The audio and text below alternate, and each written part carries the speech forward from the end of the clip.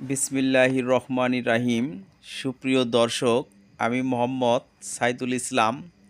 আজকে আপনাদের একটি শখের বাগান দেখানোর জন্য নিয়ে এসেছি। এই বাগানটি আমার পাশের বাড়ি জনাব মাসুদ সাহেবের।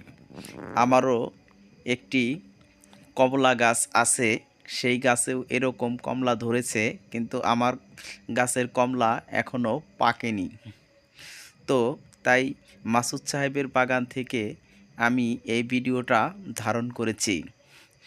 এই কমলা অত্যন্ত রসে ভরা এবং সুস্বাদু। যদি আপনারা এই জাতের বা এই বাগানের কমলা খেয়ে থাকেন, তাহলে আবারও খাওয়ার ইচ্ছা হবে। মানিকগঞ্জের হরিরামপুরের বাল্লা ইউনিয়নের ব্রাহ্মণদি গ্রামে এই ধরনের ফল হয়েছে এবং এত সুন্দর কালার এসেছে, যা আপনারা দেখে হতবাক হচ্ছে।